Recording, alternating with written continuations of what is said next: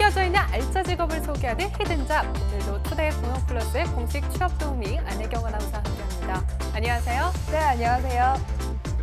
히든잡 시간입니다. 오늘은 서비스 분야에 있는 알짜 직업을 소개해드리려고 하는데요.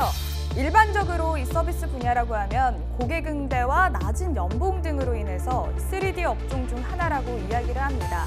하지만 이 직업은 다소 다른데요. 이 서비스 분야에서 가장 높은 연봉을 받을 수 있는 직업인데 혹시 어떤 건지 아시나요? 그런 직업이 있나요? 이 서비스 분야의 직업이라면 상담원 혹은 백화점 안내원, 호텔리어 등이 있는데 혹시 호텔리어인가요? 아쉽게도 호텔리어는 아닌데요. 오늘은 이 투데이 고용 플러스의 안방마님 석지연 아나운서도 아마 틀릴 수밖에 없는 직업일 것 같습니다. 워낙 잘 알려지지 않은 직업이어서 아마 쉽게 맞추기는 힘들 것 같아요. 어떤 직업인가요? 정말 궁금해지는데요. 네, 바로 소비자 전문 상담사라는 직업인데 들어보셨나요? 전혀 들어본 적이 없는 직업이에요. 어떤 업무를 맡게 되나요? 네, 소비자 전문 상담사는 이 소비 활동을 하면서 피해를 입은 소비자들에게 정확한 정보를 알려주고 효율적으로 해결할 수 있도록 도와주는 역할을 하는데요. 이를 통해서 소비 문화의 합리화와 건전화에 기여를 하고 또 소비자 복지 향상에도 힘을 쓰는 역할을 하는 사람을 말합니다. 네, 그렇다면 우리가 알고 있는 고객 서비스 센터의 직원과 비슷한 직업을 하는 것처럼 보이는데 다소 역할이 조금 다른가 봐요. 네, 그렇습니다. 일반적으로 고객 서비스 센터 직원의 경우에는 단순히 고객의 불만 사항을 처리하는 역할인데요. 소비자 전문 상담사는 보통 기업이나 소비자 단체 그리고 행정기관의 소비자 관련 부서에서 일을 합니다. 좀 더 자세히 하는 일을 살펴보면요. 물품이나 용역 등에 관한 소비자 불만에 대해서 처리를 하거나 피해 상담을 하고요. 모니터링을 하기도 하고 또 소비자 교육 프로그램을 기획해서 실시하기도 합니다. 뿐만이 아니라 이 소비자 조사 등 소비자의 복지 향상을 위한 직무를 수행하는데요. 그래서 고객의 불만 사항을 접수하고 또 보완해서 더 나은 서비스로 바꾸는 일종의 이 소비자 문제 해결사라고도 할 수 있겠죠. 네, 이제 이렇게 설명해 주니까 조금 이해가 가는데요. 단순히 고객 불만만 처리하는 것이 아니라 더 나은 서비스를 위해 발전시키는 전문가라는 뜻이네요. 네, 맞습니다. 뿐만 아니라 이렇게 소비자들의 권익 보호와 함께 불만 사항을 개선하면서 유사한 피해를 예방하고 나아가 기업의 매출 증대와 이미지 제고에도 기여할 수 있는데요. 이 때문에 기업 이미지가 중요해진 이 현대 사회에 꼭 필요한 직업이라고 할 수 있습니다. 또한 기업을 위해서만이 아니라 합리적인 소비 생활을 유도할 수 있도록 소비자를 대상으로 하는 교육 프로그램을 기획하고 또 실시하는 업무도 하기 때문에 소비자들에게 올바른 정보를 제공하는 일종의 파수꾼 역할을 담당하고 있는 셈이죠. 네. 그런데 서비스 분야에서 이 소비자 전문 상담사가 최고 연봉을 받는다고 했는데 도대체 얼마나 연봉이 높은 건가요? 네, 고용노동부에서 2014년에 발표한 최근 3년 동안 국가기술 자격을 취득한 사람들의 취업률 등을 분석한 자료가 있는데요. 바로 국가기술 자격 취업률 현황 분석입니다. 이에 따르면 월 평균 임금 상위 20개의 자격증 분야 중에서 기술사 등급이 14종목을 차지했는데요. 기능장은 4종목, 산업기사 1종목, 서비스 1종목 순이었습니다. 서비스 종목 자격증 중에 이름을 올린 분야가 바로 이 소비자 전문 상담사였던 건데요. 소비자 전문 상담사 1급을 딴 사람들의 월 평균 임금은 무려 690만 1,684원이었습니다. 상당히 높죠? 네, 상당히 높은 금액인데요. 그런데 소비자 전문사가 되기 위해서는 어떤 자격증이 필요한가요? 네, 이 소비자 전문 상담사의 경우에 1급과 2급으로 나눠지는데요. 2급의 경우에는 연령이나 학력, 경력, 그리고 성별이나 지역 등의 제한을 두지 않고 필기와 실기시험만으로 자격증 취득 여부를 판단하게 됩니다. 필기의 경우에 4과목에 대한 시험을 치르게 되는데요. 소비자 상담 및 피해 구제, 소비자 관련법, 소비자 교육 및 정보 제공, 소비자와 시장 과목 이렇게 총 4과목입니다. 이 시험에서 전 과목 평균 60점 이상의 점수를 받아야 합격할 수 있는데요. 또 실기시험의 경우에는 소비자 상담 실무를 보게 됩니다. 이 역시 60점 이상을 받아야 통과할 수 있고요. 이 두 가지를 모두 통과하게 되면 이 소비자 전문 상담사 2급 자격증을 딸 수 있게 되는 거죠. 네, 2급은 그렇고 그렇다면 1급 자격증은 따로 자격 기준이 있는 건가요?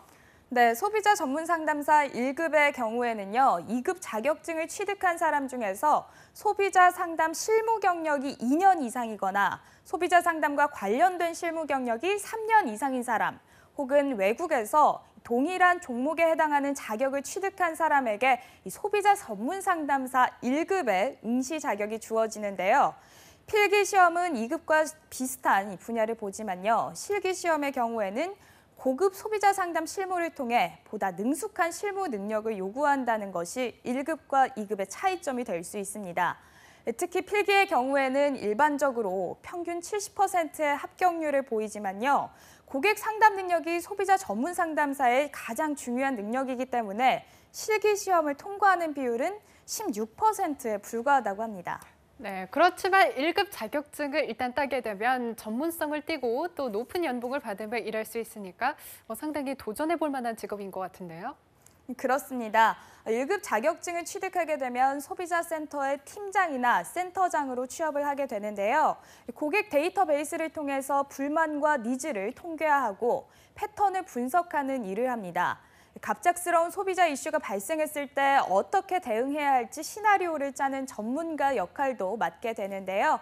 이 같은 대응이 이 기업의 매출과도 바로 연결이 되기 때문에 소비자 전문 상담사의 역할이 더욱더 중요하게 된 것이죠. 네, 그렇다면 앞으로의 전망도 꽤나 밝겠어요. 그렇습니다. 특히 최근 들어 블랙 컨슈머와 민원이 매년 급증하고 있기 때문에 고객을 전문적으로 다루는 고급 인력의 필요성이 더욱더 커지고 있는 상황인데요. 그래서 주요 기업들은 소비자 업무 담당 임원 자리를 늘리고 있는 추세입니다. 그렇기 때문에 소비자 전문 상담사의 일자리도 앞으로 더욱더 늘어날 것이라고 전망할 수 있는 거죠. 네, 무엇보다 소비자의 불만 사항을 개선하고 또 기업의 매출에도 기여하는 중재자 역할을 할 수 있다는 것이 이 직업의 가장 큰 장점인 것 같습니다.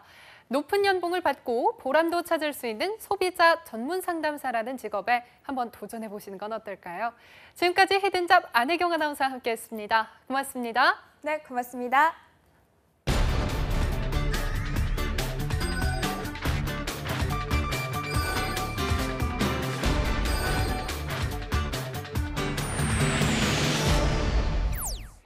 네, 숨겨져 있는 알짜 직업을 소개하는 히든잡. 오늘도 투데이 고문플러스의 공식 취업 도우미 안혜경 아나운서와 함께합니다. 안녕하세요. 네, 안녕하세요. 네, 히든잡 시간입니다. 오늘은 국내에 아직 잘 알려지지 않은 히든잡을 소개하려고 하는데요. 혹시 석지연 아나운서는 티 소믈리에라는 직업에 대해서 알고 계신가요? 네, 티 소믈리에요. 와인 소믈리에는 들어본 적이 있지만 티 소믈리에는 처음 들어보는데요. 티를 소개시켜주는 직업인가요? 네, 맞습니다. 먼저 티 소믈리에라는 개념에 대해서 이야기해야 할 것 같은데요. 여러 종류의 와인을 경험하고 고객에게 맞는 와인을 추천해주는 사람을 소믈리에라고 부르는 건 아마 많은 사람들이 아실 겁니다. 티 소믈리에도 비슷한 건데요. 다양한 티 종류를 테스트를 하고 그 특징과 배경을 바로 알아서 이 고객에게 맞는, 그러니까 차를 소개하는 전문가를 티 소믈리에라고 말하는 거죠. 네, 이렇게 들으니까 선뜻 이해가 되지만 정말 생소한 직업인 것 같은데요. 구체적으로 어떤 직업인 건가요? 네, 아마 그럴 겁니다. 이 국내에 티 소믈리에라는 개념이 도입된 건 약 4년 정도가 됐는데요. 사실 그 전까지는 티 소믈리에라고 부르는 전문 인력이 없었다고 합니다. 그런데 최근 티 소믈리에에 대해서 관심이 많아지게 된 건 시장의 변화 때문인데요. 이를 알기 위해서는 먼저 국내 음료 시장의 흐름을 알아야 합니다. 예를 들어 생각해보면 불과 10년 전까지만 해도 와인은 부유층에서 주로 마시는 고급 음료였잖아요.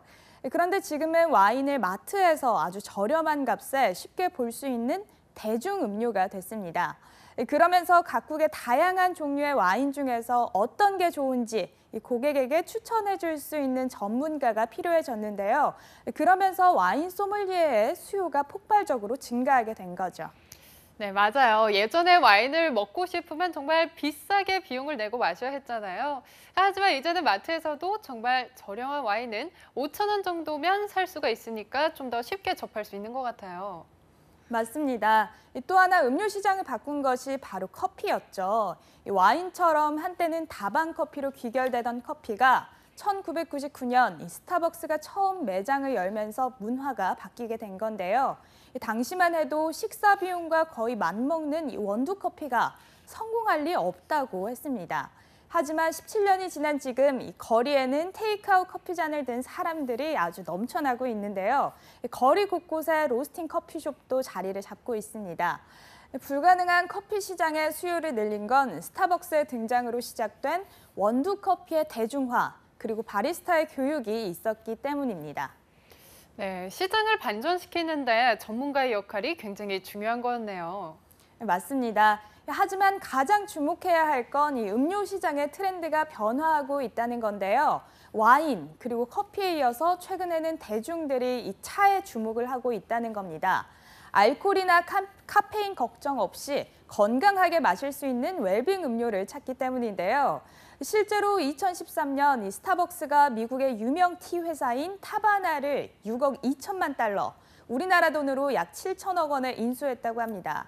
이 5년 전 타조티를 인수한 이후에 두 번째 티 회사의 인수인데요. 그만큼 티 시장에 대한 전망이 앞으로 점점 높아지고 있다는 뜻이겠죠. 네, 그렇다면요, 이 티 소믈리에라는 직업에 대한 전망도 높은 편인가요? 네, 그렇습니다. 이 한국의 티협회 발표에 따르면요, 지난 3년간 이 국내의 차 재배 면적과 생산량은 꾸준히 증가를 하고 있는데요. 2012년부터 2014년까지 이 3년간 차 소비 규모는 20.8%가 성장했을 정도입니다. 웰빙과 힐링에 대한 수요가 큰 영향을 미쳤기 때문인데요. 특히 서울시 여성능력개발원은 이 결혼이나 출산으로 인한 경력 단절을 극복할 아주 좋은 일자리 20선에 티 소믈리에를 꼽았습니다. 하지만 높은 전망에 반해서 이 티 소믈리에 자체가 워낙 생소한 직업이기 때문에 전문 자격증을 갖춘 인력은 불과 500명 정도입니다. 그래서 티에 관심이 많으신 분들이라면 이 서둘러서 도전해볼 법한 직업이죠. 네, 우리나라에서는 아직은 생소하지만 해외에서는 이 티 소믈리에가 많이 대중화가 되어 있나 봐요.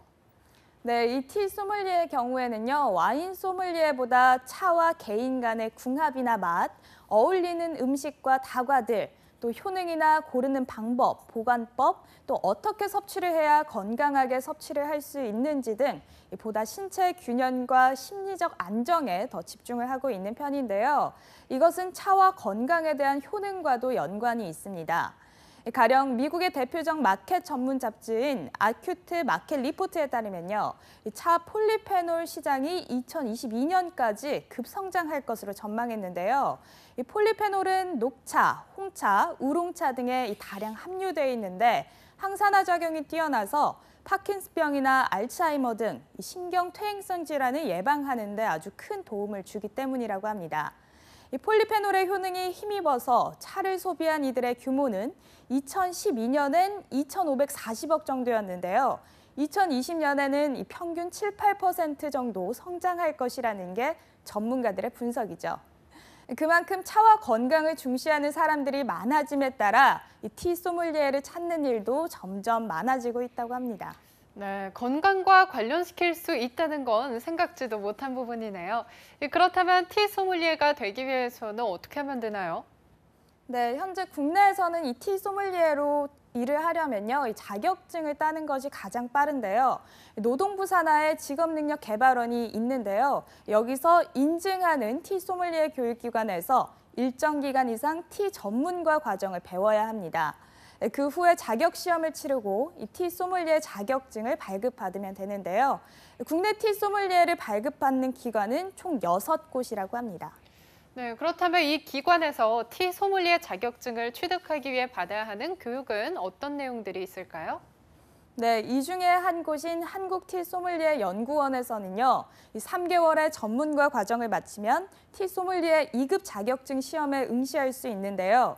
교육 과정은 홍차, 녹차, 우롱차, 보이차, 그리고 백차와 허브차, 과일차 등 아주 넓은 범주의 차를 준비해서 향미를 감별하는 훈련 과정을 거칩니다. 또 세계 티 산지를 여행하면서 현지의 전문가를 만나는데요. 그러면서 차에 얽힌 역사와 문화적 배경을 배우고 다원에서 차를 직접 재배하는 과정을 견학하면서 차의 품질과 특징을 감별해보는 능력을 키우는데 이 교육에 주안점을 두고 있습니다. 이렇게 교육을 이수한 이후에는 응시하는 티 소믈리에 2급 자격증 취득 시험인 필기 시험과 아로마 키트를 이용한 향 감별 시험, 블라인드 테이스팅을 통한 맛 감별 시험의 실기 시험으로 치러집니다. 그리고 합격을 하면 티 전문점에서 일을 하거나 프리랜서로 활동을 할 수 있다고 합니다. 네, 그렇다면요. 궁금한 부분이 보수는 어떤 편인가요? 네, 처음 티 전문점에서 취업을 했을 때는요, 200만 원 내외로 월급을 받으면서 일을 시작하게 됩니다. 이후에 경력이 쌓여서 프리랜서로 활동을 하게 되면 티 컨설팅 등의 자문까지 할 수 있는데요. 경력이 있는 티 소믈리에라면 월 300에서 500만 원 정도의 수입을 얻을 수 있다고 합니다. 그리고 무엇보다 이 티 소믈리에로 활동을 하면서 본인도 같이 건강해질 수 있다는 것이 이 직업의 아주 가장 큰 특징이 아닐까 하는 생각이 듭니다. 네, 보통 일을 하게 되면 본의 아니게 스트레스를 받거나 건강을 해치는 경우가 있잖아요. 그런데 자신이 좋아하는 일도 하고 또 돈도 벌고 건강도 챙길 수 있다고 하니 일석이조의 알짜 직업이네요. 네, 차를 좋아하시는 분들이라면 이 티 소믈리에라는 직업을 꼭 눈여겨보시기 바랍니다. 지금까지 히든잡 안희경 아나운서와 함께했습니다. 고맙습니다. 네, 고맙습니다.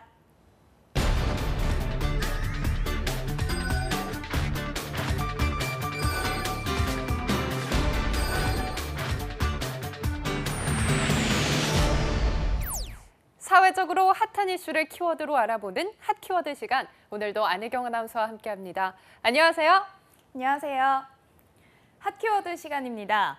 직장인들에게 주말이 오기 전에 가장 힘들게 느껴지는 요일이 바로 수요일이라고 하죠.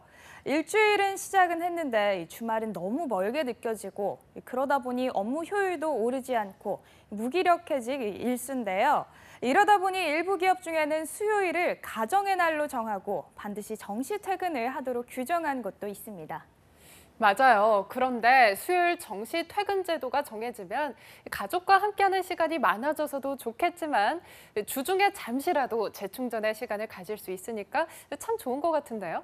그렇습니다. 이렇게 수요일이 가정의 날로 지정된 이유는 가족들을 위해서이기도 하지만요. 이렇게라도 하지 않으면 지나친 야근이 계속되면서 극심한 피로, 무기력증 등의 증상이 나타나기 때문인데요. 이러한 증상을 심리학적 용어로는 번아웃 증후군이라고도 합니다.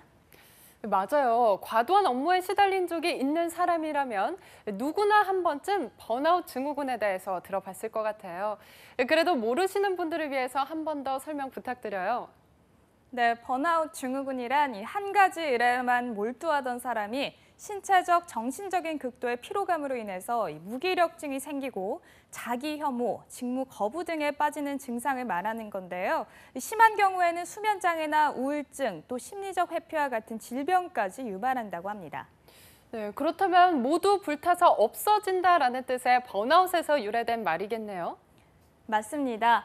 그래서 소진 증후군, 연소 증후군, 탈진 증후군이라고도 하는데요. 번아웃 증후군이란 뜻은 미국의 정신분석가 프로이덴버거가 상담가들의 소진이라는 논문에서 약물 중독자들을 상담하는 이 전문가들의 무기력함을 설명하기 위해서 소진이라는 용어를 사용한 것에서 유래합니다.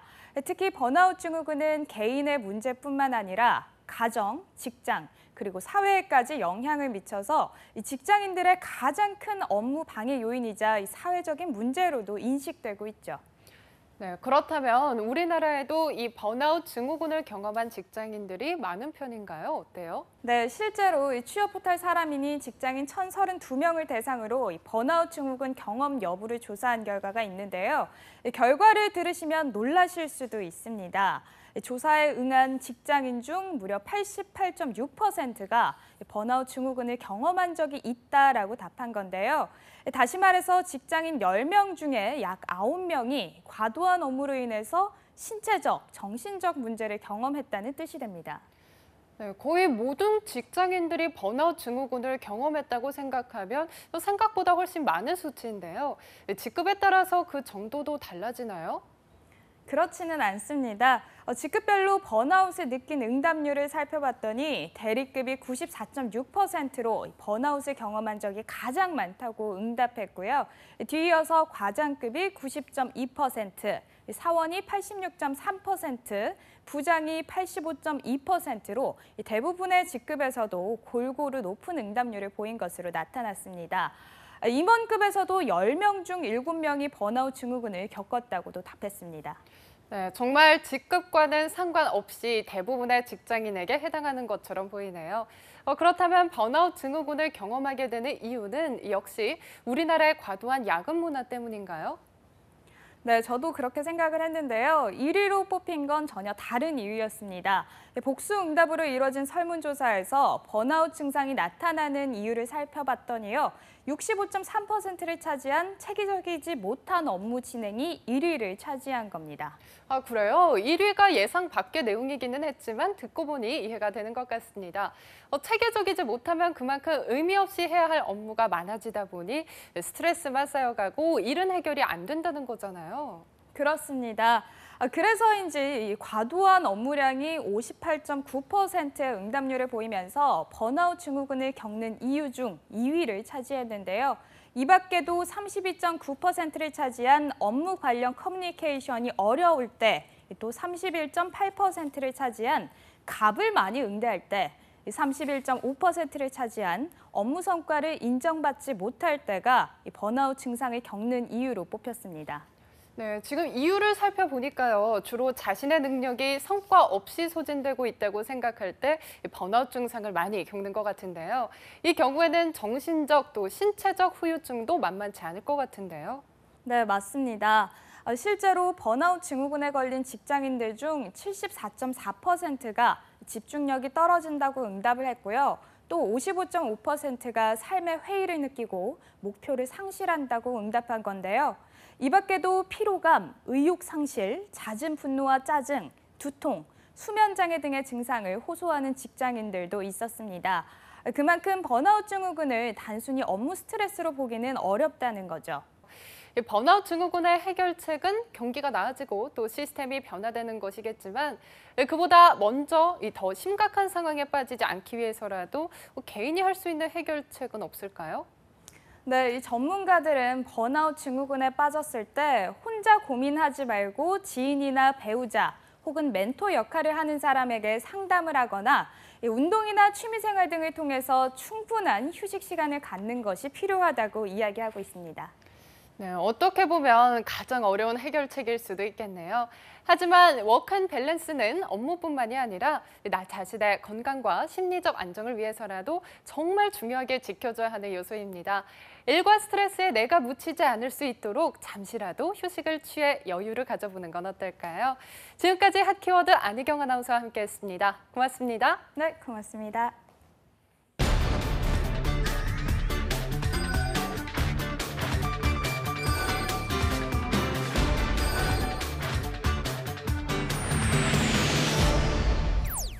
사회적으로 핫한 이슈를 키워드로 알아보는 핫키워드 시간, 안혜경 아나운서와 함께합니다. 안녕하세요.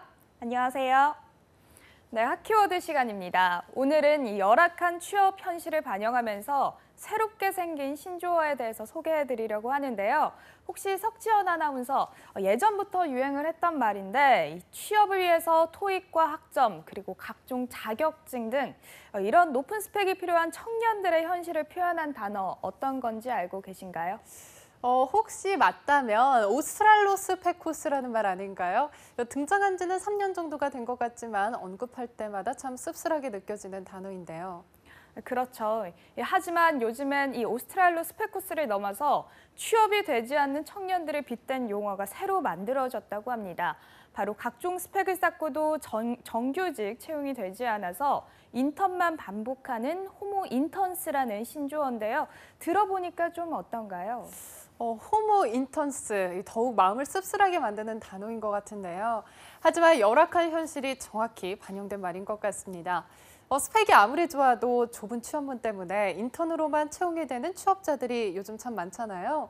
게다가 인턴 경험도 스펙 중에 하나라고 생각하고 계속 도전하는 사람들도 늘어났고요. 맞습니다. 그래서 최근엔 이런 인턴들을 빗댄 각종 신조어들이 많이 생겨났죠.